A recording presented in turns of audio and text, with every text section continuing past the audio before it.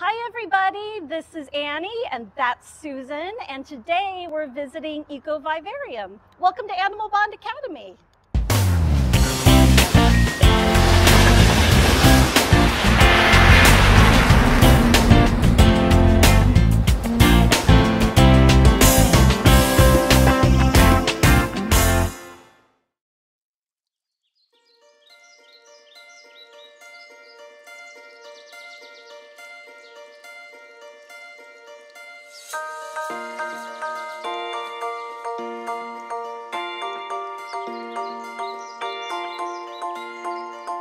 We're a nonprofit. We've been around since 2009. And our goal is not only to rescue the animals. Rescue is wonderful, but then you have to take care of them. And when you have an animal like Ed that can live 150 years, or like a monitor that can live 30 years, or a snake that can live 30 years, that's a long time and a big obligation to take care of them. And with almost 300 animals, that's a lot of money too.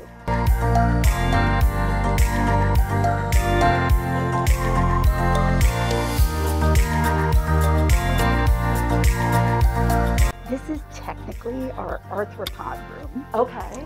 So this is where we have our arachnids and our insects. Okay. Being winter, insect numbers are dwindling because of the natural life cycle. We have here our ravenous Indian stick bugs.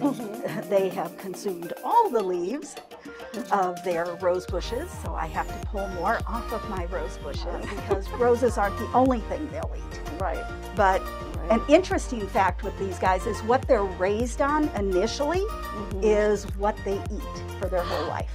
Getting them to transition to another food is extremely difficult. And so, but then that makes them able to ingest anything within the environment. Right. So I didn't know. While the parents may be stuck on roses, the offspring would consume whatever's in their environment. Yeah. So imagine these guys are amazing because they reproduce without a mate. How do they do that? So it's parthogenic reproduction. Okay. And so any that are born from that would be female and can in turn do the same thing. So they will drop eggs in the bottom of their enclosure. Those eggs will hatch out. The babies are very tiny when they hatch. And then they grow into these amazing creatures. You know, we're finding out in the reptile world that that is a really common, almost common occurrence that the females are able to produce that way. Definitely. Cool. Here, let me give you this one here, because we're already out. Now these guys use their front legs as their antenna, but they also have antennas. Now some of them, the antennas have been broken during molts. Yeah. And so like this one has little stubby antennas, so it will use those front legs more like its antenna. Other ones that have larger antenna are constantly feeling with the antenna. Yeah. I know. These guys are herbivores, so they don't bite. Okay. Their mouth parts or mandible is very tiny and can't hurt us. And let's see. All right, bud. Shall we put you back, little miss? They're like, it's like holding a piece of lace. Yeah. You know, just that very delicate. Very delicate, yeah. And these guys just devour these rose bushes that are in here are like 2 days old. And they have eaten every leaf off of them. Now, and we leave the dead leaves in the bottom so they can munch on those when they've destroyed everything. True, but obviously, I mean, this is a really great example of how quickly these animals consume food. Right. So where do you get all your food? It's through donations? It's our through food your yard? comes to us through my yard. The rose bushes I grow, and that's so that I can control the fact that there's no pesticides, no herbicides, no anything on them. They are grown all natural. And sometimes we end up having little critters that come in on them, aphids or whatever, but you know, that's fine. It doesn't interfere with these guys, but it also goes to show how important it is that when we have animals like this, we don't want them to escape. So we have certain protocols we have to follow with these that make it so that we're not accidentally dumping eggs into the environment. Because not only are we a museum, we're a rescue also. Right. Our animals here are 98% rescue and 2% donate. Now we have this- one really interesting tarantula. Let me see if I can find where they put him here now. Lazarus is one of our local tarantulas. Oh, hi. Oh, he's hanging on. Oh, Laz, let Take go. my wood. Come here, Laz. Now, you'll notice Lazarus is really chill. And Lazarus was brought to us by a gentleman that lives in Palma Valley. And the interesting thing was that he was in his yard, and there's an animal called the tarantula hawk here. It's a type of wasp. Oh. They're solitary wasps. They're quite large, black with orange wings. Now, he saw this animal get stung. He bravely rescued it without injuring the wasp, I might add. And he brought it to us. And he said, I don't know if you can save it. This was back at very early in the summer, like May, I think. Okay. And so Lazarus was totally paralyzed when he came to us. And in the beginning, we had to feed him by turning him over on his back. I can get him to, he still does it willingly. And we would drop water here in his mandible, and then we would massage the mandible because he couldn't drink on his own. And then we graduated. As he started, we did physical therapy every day, moving his legs so that they didn't atrophy. And these guys have free-flowing circulatory system. So when you move one part, another part moves. Okay? And that's how they ambulate. Well, we went through all this physical therapy with him. He got to a point where he started moving around on his own a little bit, but he would end up on his back frequently. So we had to keep tabs on him several times a day. But then at that point, he was ready to start having some nourishment, because you can see his abdomen is very small. Going several months without food is not the best thing. So we went ahead and we created a slurry and used the slurry the same way that we did the water and massaged the mandibles to get him to have nutrition. Now we're working on him being able to eat a pre-killed insect.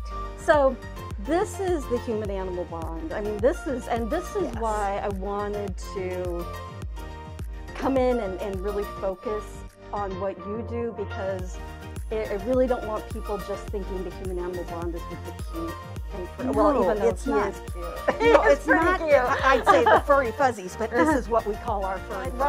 You know, tarantulas are not vicious animals. They're not going to bite you. They're not going to hurt you. They're very timid, and they're very delicate creatures, like all spiders.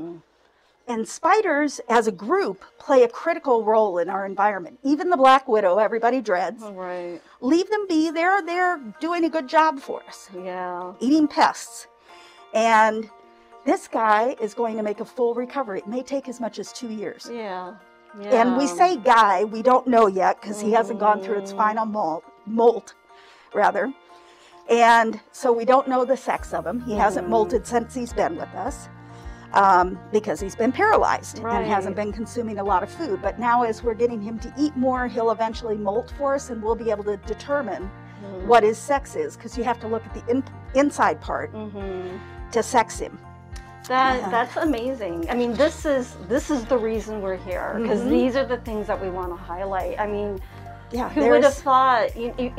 Spiders need physical therapy, right? You know, they're so like us in so many ways, yet so different. And you know, he could have tried to bite or anything else. He knew we were helping, and we come across that with every animal we deal with. That's amazing.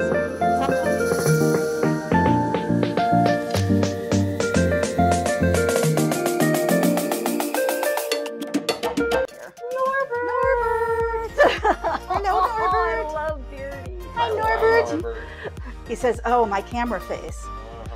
Yes. So, what makes Beardies so popular? Why do people want? Well, their size, number one. You look at the size and you go, "Oh my gosh."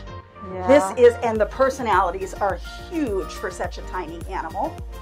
And these guys, you know, come now because of captive breeding in an array of colors, but people have to mess with nature, and it shouldn't be that way.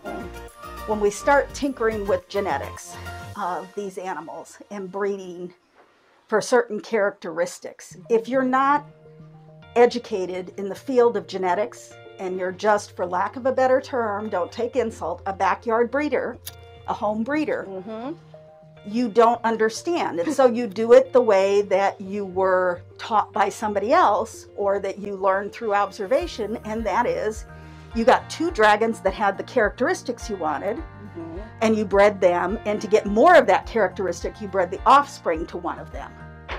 And then the offspring of that to the offspring. And it's all what we call line breeding. It's all in one thing, creates beautiful, abnormal patterns and colors. But when you tinker with one aspect, there's a lot going on the inside you don't realize.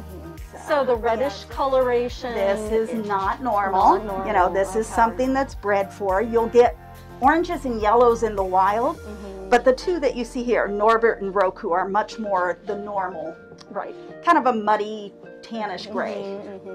And so she's getting, the reason she looks splotchy right now is because she's shedding, which means she's growing. So we don't use crickets as a food for these guys. Couple of reasons. One, exoskeletons are really thick, and so they're not the highest nutritional value. We prefer to do a variety of feeder insects that are safer. And that is because crickets, when left in the cage, which is what most people do, they dump them in. They go to the store, they buy them, they dump them in. Well, at the store, odds are very good they've been eating cardboard, because crickets eat whatever's in their environment. And that doesn't mean they always go for the little food ground up stuff they put in there. They're eating cardboard and, you know, whatever they've got. And so you're feeding your animal essentially cardboard and paper. You know, that's not a healthy diet.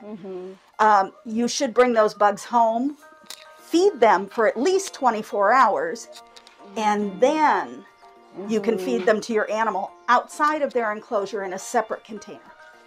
Has nothing to do with behavior of your animal. It has to do with their safety, because at night the crickets become active.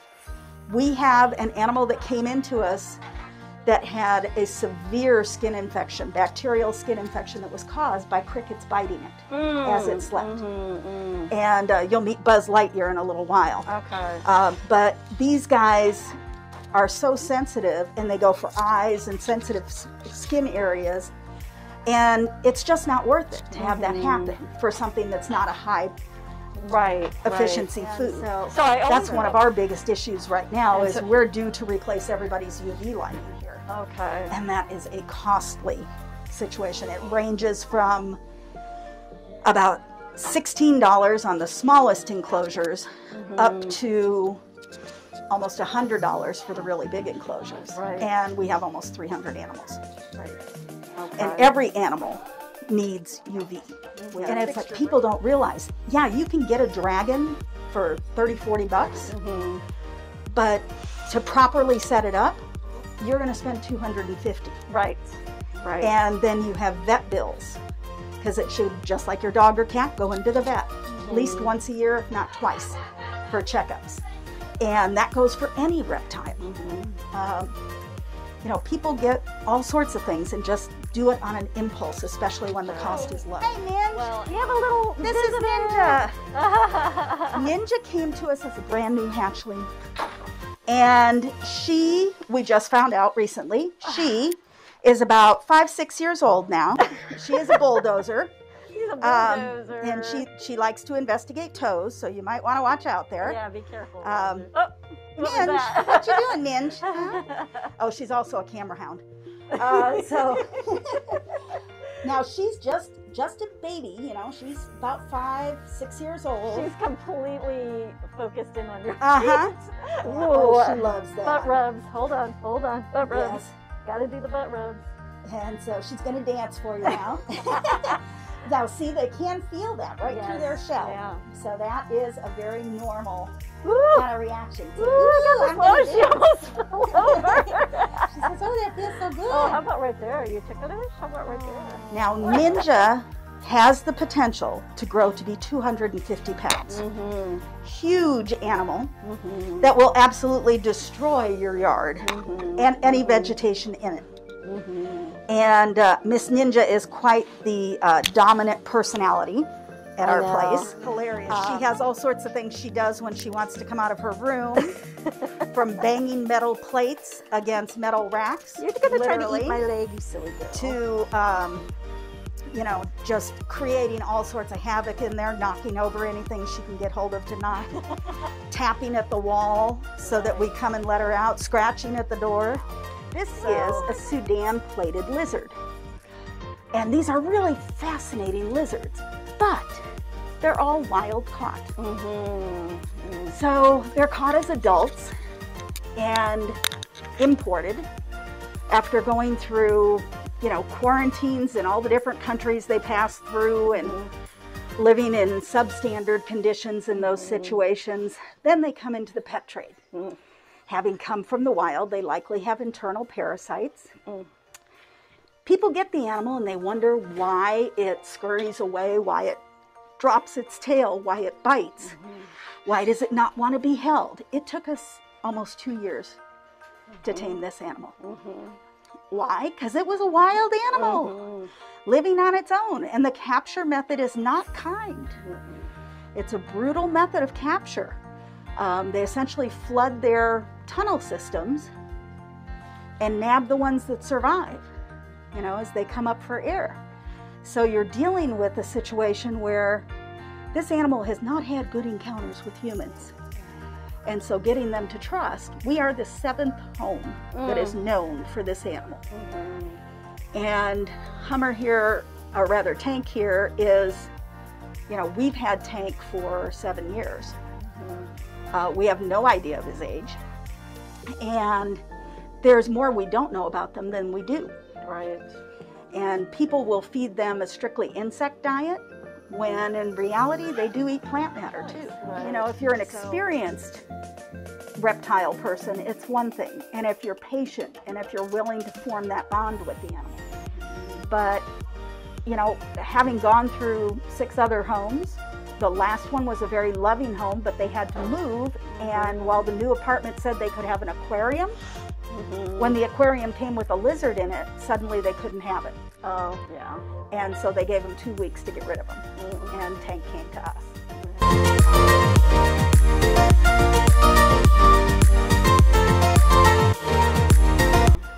So, you know, it's really hard to say what's a good animal and what's not. It really does benefit people to come in and volunteer to learn about them. You know, it's a win-win. We get the benefit of helpers. Right. And the people get the benefit of getting to work with the animals.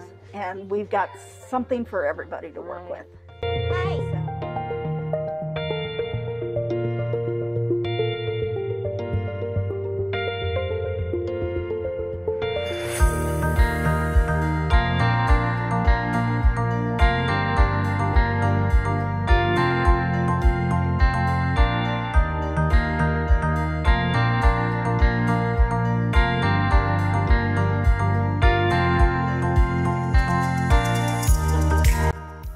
Looking for new ways to engage your students in humane education and the human-animal bond? Get Curriculum in Action, Multiculturalism and the Human-Animal Connection at animalbondstudies.org or cognella.com.